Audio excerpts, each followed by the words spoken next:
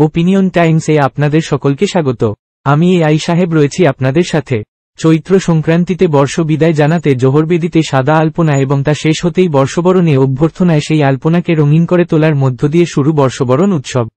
বর্ষবিদায়ের সাথে সাথে বাঙালি কিছুটা নস্টালজিক হয়ে পড়ে। শান্তিনিকেতনে মন্দির অনুষ্ঠানের পর ছোটরা আজও বড় অর্থাৎ গুরুজনদের পায়ে হাত দিয়ে প্রণাম করেন। বড়রা ছুটে যান তাদেরও বরিষ্ঠদের প্রণাম করতে। এই পরম্পরা চলে আসছে। তবে বর্ষবরণ আর মেঠাই খুবই অঙ্গাঙ্গিভাবে জড়িত। শুধু হালখাতা নয়, শান্তিনিকেতনে আগে এই প্রথার চল ছিল। প্রবীণ আশ্রমিক সুপ্রিয় ঠাকুর জানান, স্বয়ং প্রতিমা দেবীর হাত থেকে তিনি মিষ্টি নিয়েছেন। তখন সদ্য ভর্তি হয়েছেন আশ্রমে। এই সমস্ত স্মৃতির সারণী বেয়ে শান্তিনিকেতনে বর্ষবরণ অনুষ্ঠিত হয়। তবে এবার অনেকটা দৃষ্টিকটু ছিল ঘণ্টাতলায় অনুষ্ঠান চলাকালীন আগত কয়েকজনের মধ্যে মোবাইলে কথা বলা। যথাযথ মর্যাদার সাথে রবিবার সকাল 5টায় গৌরপ্রাঙ্গণে বৈতালিকের মধ্যে দিয়ে শুরু হয় বর্ষবরণ। সকাল 7টায় উপাসনাগৃহে হয় উপাসনা। সকাল 9টায় ঘণ্টাতলায় অনুষ্ঠিত হয় বর্ষবরণ অনুষ্ঠান। গৌরপ্রাঙ্গণে সন্ধ্যা 6:30টায় নৃত্যনাট্য চণ্ডালিকা অনুষ্ঠিত হয়। অংশগ্রহণ করে শিক্ষাসত্রের পড়ুয়ারা। উল্লেখ্য, আগে বর্ষবরণ ও গুরুদেবের জন্মদিন একসঙ্গে পালিত হতো। কারণ প্রচণ্ড দাবদাহ ও জল কষ্টের জন্য বিশ্বভারতীতে ছুটি পড়ে যেত। অর্থাৎ 25 বৈশাখ ছুটি থাকত। এখন সেই পরিস্থিতি নেই, তাই 25শে বৈশাখে আলাদাভাবে গুরুদেবের জন্মদিন পালিত হয়।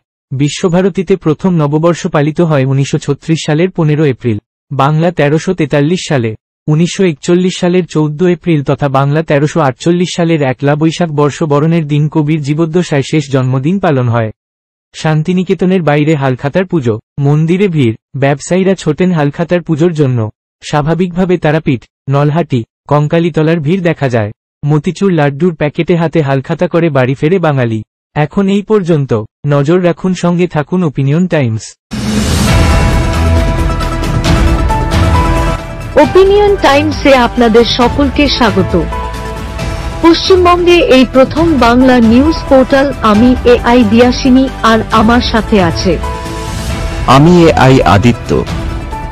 রাজনীতির ডান থেকে বামের সব খবর আমার সাথে। আমি এআই ঐশানী। খেলা থেকে বিনোদন, সঙ্গে থাকবে সেলিব্রিটিদের কুটকাচালির খবর।